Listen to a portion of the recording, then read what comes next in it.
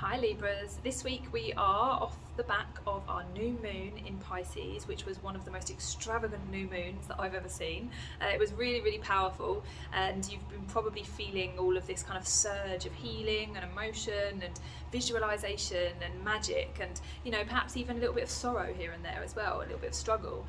And so because of that, it's been a lot, right? So you might be quite tired this week.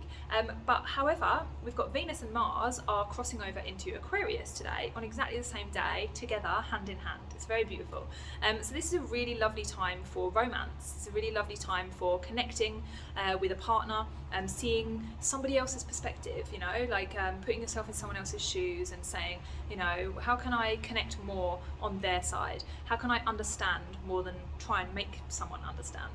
So there's a real chance for communication and to create a bridge that maybe wasn't there before.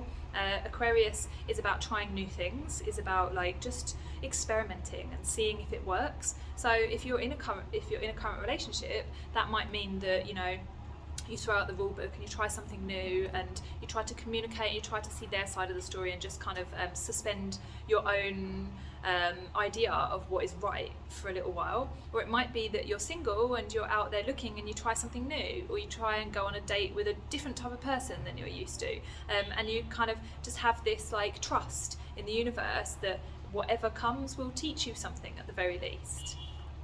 So on top of that, we have got the Hierophant and the Four of Wands.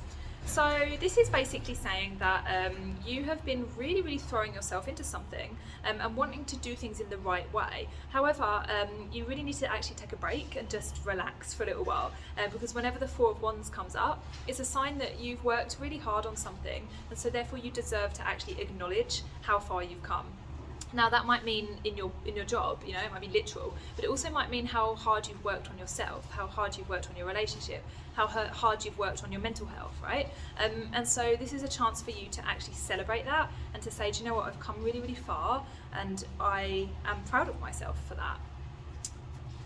So let me know in the comments if it resonated this week. Otherwise, you can read the blog or book readings from the links below. Subscribe and I'll see you next week.